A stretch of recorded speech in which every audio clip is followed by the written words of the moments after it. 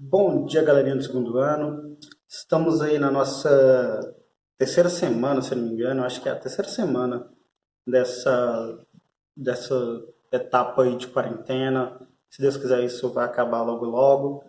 Mas enquanto não acaba, a gente vai continuar com essas videoaulas, com as aulas online.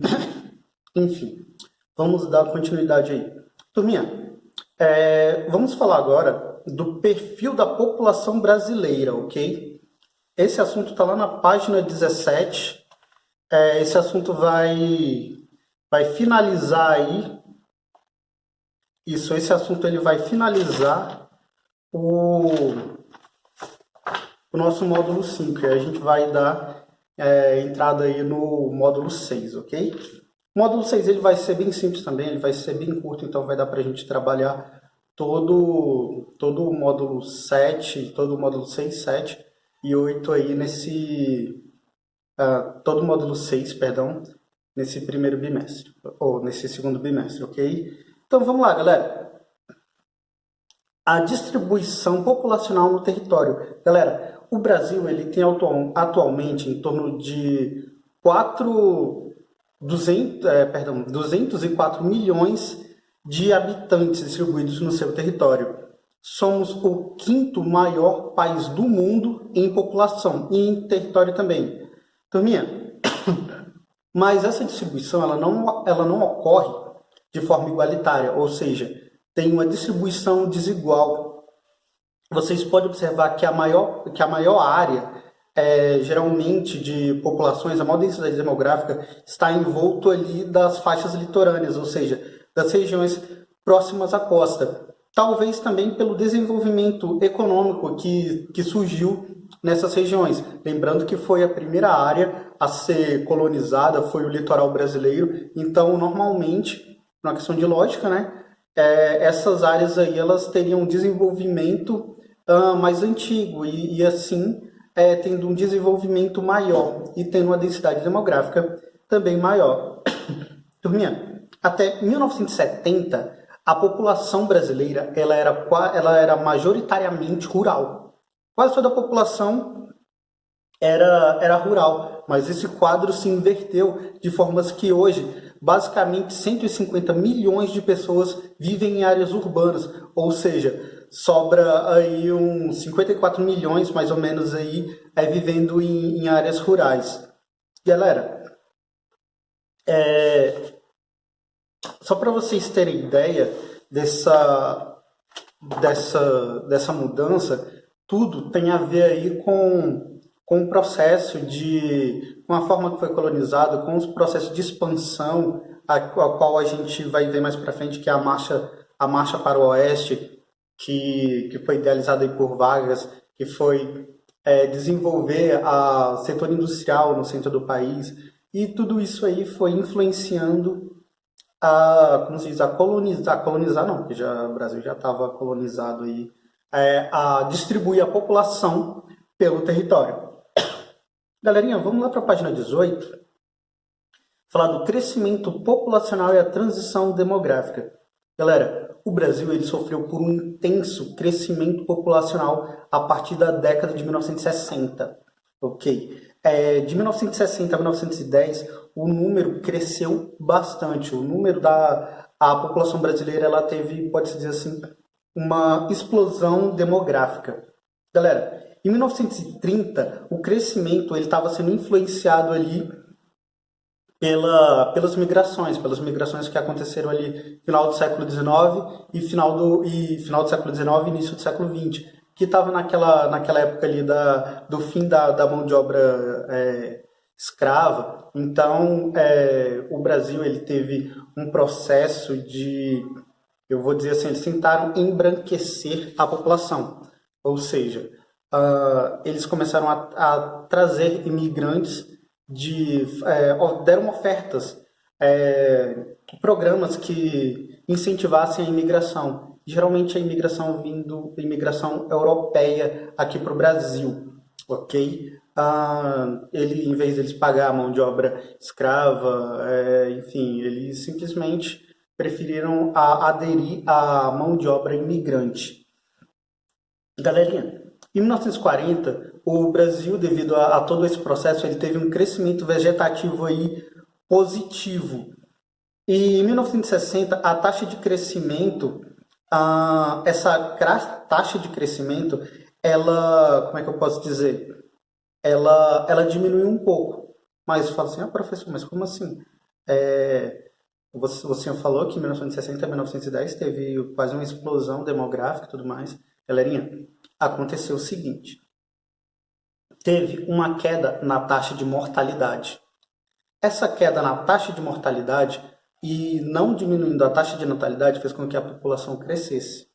Mas com os avanços, isso devido aos avanços na medicina, acesso à informação e tudo mais, teve uma queda também na taxa de natalidade. Ou seja, a taxa de mortalidade ela diminuiu devido à infraestrutura, a infraestrutura que foi melhorando, questão de saúde e tudo mais, e a taxa de natalidade ela foi diminuindo também devido à inserção da mulher no mercado de trabalho, no caso, a conquista da mulher no mercado de trabalho, devido ao acesso à informação, métodos contraceptivos, isso foi aumentando e fez com que a taxa de natalidade caísse um pouco, mas a taxa de mortalidade estava bem menor. Isso quer dizer o quê? Que mesmo a taxa de natalidade tendo diminuindo, a taxa de mortalidade estava ainda menor. Então, de qualquer forma, a população ainda estava crescendo.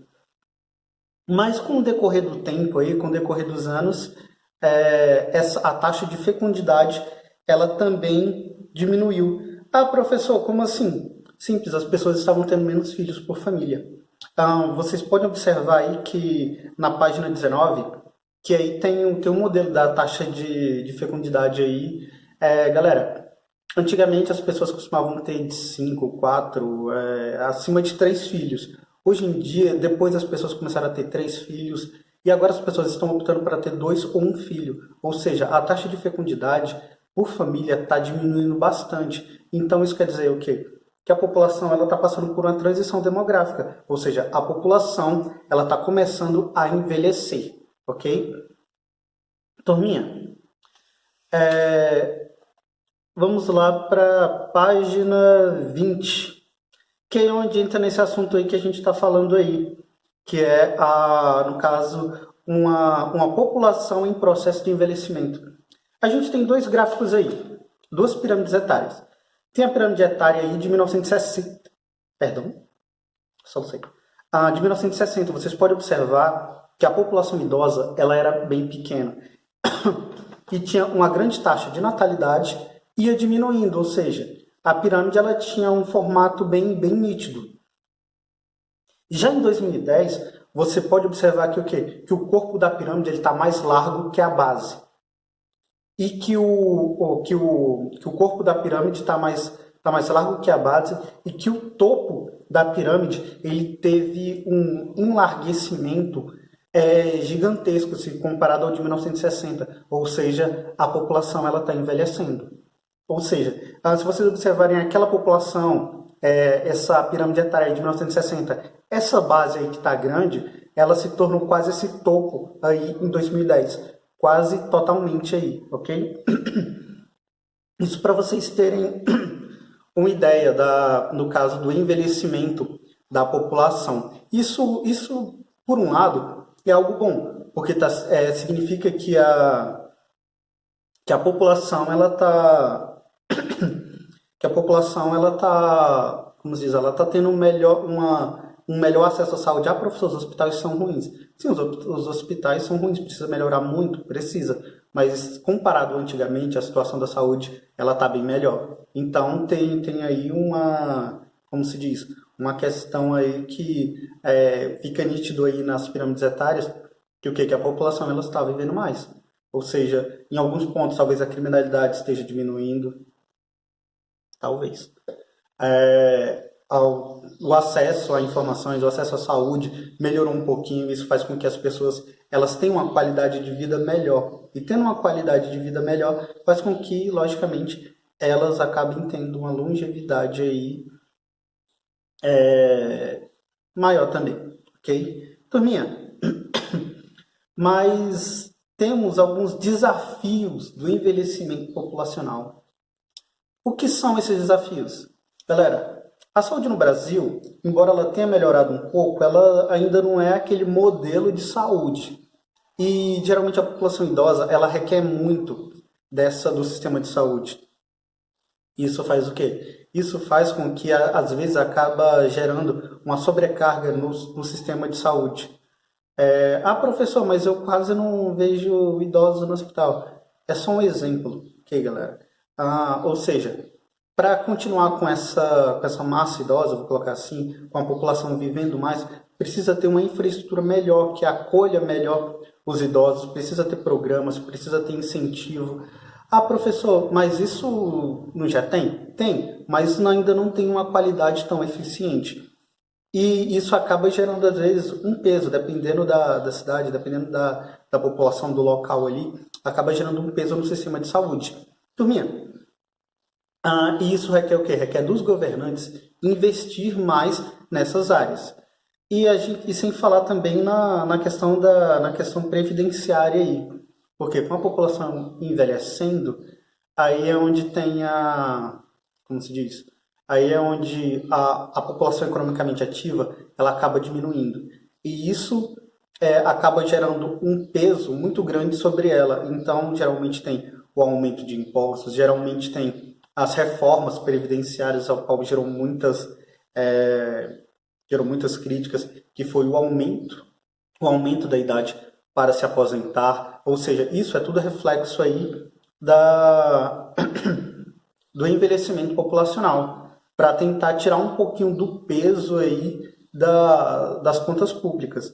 Embora, enfim, tinha outras saídas. Como até no próprio livro aí cita alguns meios, como a criação de fundos por meio de recursos provenientes do petróleo, ou por uma reforma tributária. Seriam os meios de diminuir, de não aumentar a idade para se aposentar e as pessoas ainda continuar se aposentando ali com 60 anos ou até menos, ok? Mas lembre-se, tudo isso sempre vai gerar um peso, porque estamos passando pela transição demográfica, ou seja, a gente está passando aí por um envelhecimento da população. Ok, galera? Turminha, na página 21, a gente vai falar aí da diversidade étnico-racial no Brasil. Galera, segundo um censo de 2010, feito pelo IBGE, 47,7% dos brasileiros se consideravam brancos e 52,3% se consideravam não brancos. Ou seja, esses 52% aí, eles são divididos entre pretos, pardos, amarelos e indígenas. Professor, amarelos? Sim, amarelos, quando se fala amarelos, a gente está se referindo à população asiática, ok? Então, esses 52% eles estão distribuídos aí nessas três raças, vou colocar assim.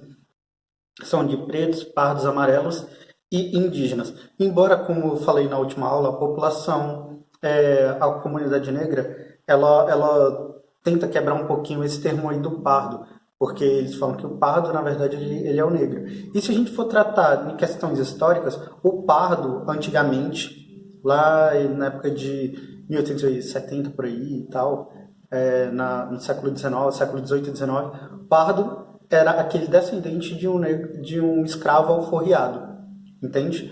E aí, hoje em dia, já tomou, essa denominação já abrangeu outra classe, ok? Turminha, a gente tem aí os fatores da diversidade. A gente tem os fatores dessa diversidade étnico-racial. Esses fatores são o quê? Devido ao nosso modelo de colonização. Ou seja, fomos colonizados por europeus. E aqui já tinha a população indígena. Ou seja, já teve uma mistura aí de povos europeus com indígenas. Sem falar também no modelo escravocrata que o Brasil ele acabou assumindo, que foi exportando mão de obra africana aqui para o Brasil. Ou seja, aí já temos a mistura de três raças, já temos uma miscigenação. E no século XIX, teve, final do século XIX, ainda teve a questão dos imigrantes vindo em busca de trabalho aqui no Brasil, que acabou fazendo com que essa diversidade étnico-racial se tornasse ainda maior, que a miscigenação aumentasse. Você tem aí na página 21 a distribuição da população no território brasileiro. Vocês podem ver aí que, por exemplo, a população branca, ela está quase toda concentrada aí lá no sul do país, sudeste e sul do país.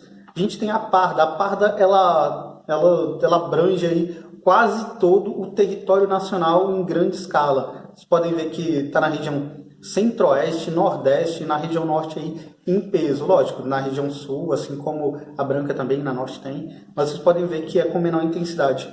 E vocês observam aí que a população que se declara negra ou que se declara preta, ela é minoria no território. É por isso que a comunidade negra, ela fala que a população parda, ela também faz parte da comunidade negra, porque para ter uma visibilidade maior, ou seja, para ter uma visibilidade na luta por direitos mais eficiente. E a indígena, vocês podem ver que a concentração dela está bem mais focada aí lá para o extremo norte do Brasil, ok? Turminha, lá na página 22, a gente vai falar aí da participação da mulher na população brasileira.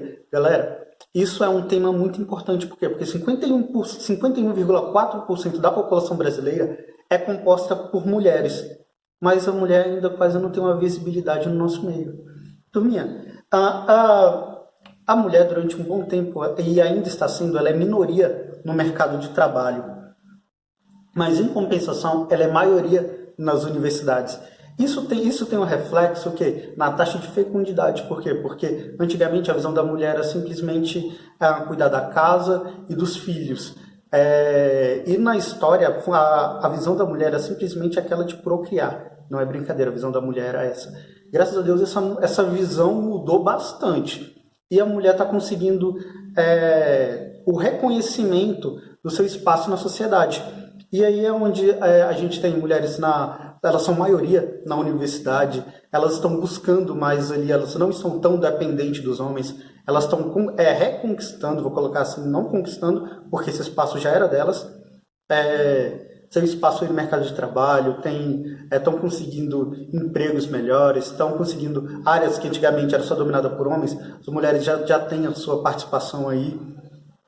Embora em alguns estudos dizem que o salário da mulher mesmo na mesma função, ele está sendo bem menor aí que o dos homens, ok? Isso são dados, são estudos que dizem isso, ok? E a gente tem aí essa participação da mulher aí, ela hoje em dia tem muitas mulheres são chefes de família, antes que era só homens que eram chefes de famílias, agora temos mulheres também como chefe de família, e em uma parcela assim que vem crescendo bastante. Isso quer dizer o quê? Que a mulher está conseguindo a sua independência financeira ali, e que é algo muito bom e que com certeza vai melhorar bastante. Turminha, então o que a gente tinha para hoje era isso. Essa semana a gente vai ter 2 videoaulas, ok? E eu deixo a atividade aí da página 24, ok? A página 24 aí para vocês fazerem essa atividade. E na quinta-feira a gente vai ter aí a segunda parte aí da nossa aula, que vai se tratar do Brasil e as migrações, ok? Então, tchau, tchau, fiquem bem e até a próxima.